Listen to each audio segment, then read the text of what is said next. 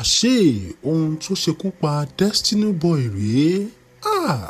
Kábíyèsí Elédùmarè. Afeez Adésínà tí gbogbo wa mọ̀ sí Destiny Boy tó jáde láyé ní January 17 ọdún 2026 at the age of 22 years.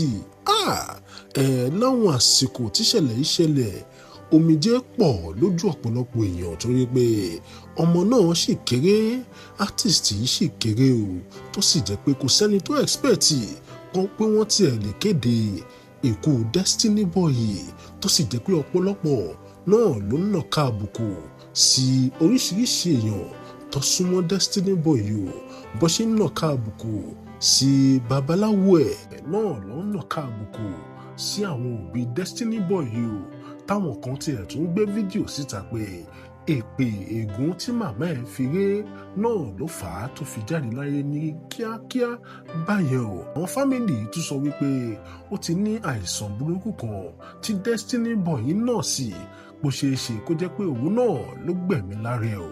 Oríṣiríṣi nǹkan náà ló jáde láwọn àsìkò yìí o, ṣùgbọ́n bá a ṣe ń sọ eléyìí, bá a ṣe ń argue, bá a ṣe ń dárò Destiny Boy náà níléeṣẹ́ ọlọ́pàá ń gbègbésẹ̀ tí wọ́n sì ń gbìyànjú láti ṣe autopsy fún òkú Destiny Boy o, láti mú tó ṣekú pa arákùnrin Afeez Adésínà tá a mọ̀ sí Destiny Boy.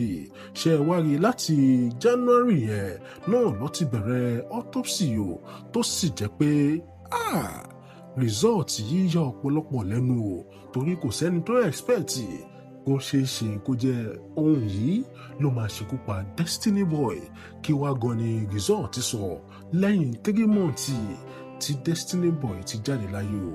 According to tí wọ́n gbé síta sórí social media lónìí tí ń ṣe 4th of April 2026 náà ni wọ́n gbé síta pé wọ́n ní Destiny Boy ti lo àwọn oògùn kan tó lágbára tó sì jẹ́ pé ó ń yára pa ènìyàn tóun ò sì mọ̀. Àwọn oògùn bíi tramadol, àwọn oògùn tó ń fúnni ní extra power tí ọ̀pọ̀lọpọ̀ àwọn yóò tún sìn tí wọ́n ń lò. Wọ́n ní ṣíṣí oògùn lò, ìyẹn drugs náà ló pa Destiny Boy o, kì í ṣe oògùn kokéènì lásán o. Àwọn oògùn tó le tó lágbára tí ọ̀pọ̀lọpọ̀ rò pé ó ń fúnni lágbára ni o, ṣùgbọ́n tó ń pani díẹ̀díẹ̀. Àwọn oògùn bíi tramadol, wọ́n dárúkọ oògùn tó pọ̀ tí wọ́n bá nínú ẹ̀jẹ̀ Destiny Boy. Wọ́n ló ti lo oríṣiríṣi àwọn oògùn yìí tó sì jẹ́ pé wọ́n ti sodo sára ẹ̀ tí wọ́n sì padà ń react later o. Wọ́n ní ọ̀pọ̀lọpọ̀ àwọn oògùn yìí náà ló ṣekú pa Destiny Boy. Wọ́n porúkọ ẹ̀ ní methamphetamine àti tramadol. Wọ́n láwọn tí wọ́n bá lára ẹ̀ nìyẹn o, tó sì jẹ́ pé a lè sọ wípé Destiny Boy kú látara aspiration of pneumonitis gẹ́gẹ́ bí wọ́n ti pè lédè òyìnbó náà ni. Ní kúkúrú ohun tó ṣekú pa Destiny Boy gẹ́gẹ́ bí tí autopsy result ti sọ náà ni pé lílo àwọn oògùn tó le, àwọn oògùn bíi tramadol tó ti le tó pọ̀, àwọn oògùn bíi tramadol tó ti lò lọ́pọ̀lọpọ̀ ìgbà léra wọn náà ló sodo sára ẹ̀ tó sì ṣekú pa o. Kábíyèsí Elédùmarè. Tọ́pọ̀lọpọ̀ sì ti lọ káàbùkù sí babaláwo Destiny Boy, táwọn kan tiẹ̀ sọ wípé ó sáré ju kádàrá lọ ni. Àwọn kan sọ pé àwọn òbí ẹ̀ náà ló gbé ṣépè. Ọ̀pọ̀lọpọ̀ náà ló sọ pé ó ní àrùn kan tí wọ́n dárúkọ ẹ̀ láwọn àsìkò yẹn o. Àwọn kan lára àrùn yẹn náà ló ṣekú pa Destiny Boy. Àmọ́ òótọ́ ọbẹ̀ tí iléeṣẹ́ ọlọ́pàá ń gbé síta báyìí lẹ́yìn investigation àti autopsy tí wọ́n ṣe náà lọ fi ń yé wa pé oògùn àlòjù, oògùn tó lágbára bíi tramadol tí Destiny Boy lò lálòjù náà ló ṣekú pa o. Kábíyèsí Elédùmarè.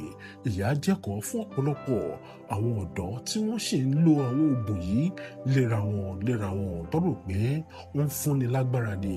Kódà àwọn mìíràn máa tún lò ó láti fi bá obìnrin lálòpọ̀ kó bá lè pẹ́ dáadáa ni. Àwọn mìíràn tún lò ó kó bá lè ní strength, kó bá lè ní ×2 agbára tí wọ́n fẹ́ ní.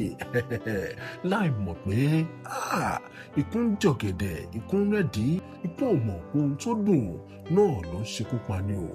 A gbàdúrà kọ́lọ́run túbọ̀ máa bá wa tẹ Destiny Boy sáfẹ́fẹ́ rẹ̀ o, kí èyí sì jẹ́ lẹ́sìn fáwọn tó tún lórí ògùn báyìí kí wọ́n jáwọ́ o. Kí ni tẹ́yin fíù lórí result ti autopsy yìí? Ẹ drop ẹ sí comment section. Ẹ má gbàgbé ẹ like post wa, ẹ comment, kẹ́ ẹ ṣe kí ni, kẹ́ ẹ share. Don't forget to click the follow tàbí subscribe button. Ọ̀fẹ́ ni o, kẹ́ ẹ lè wà updated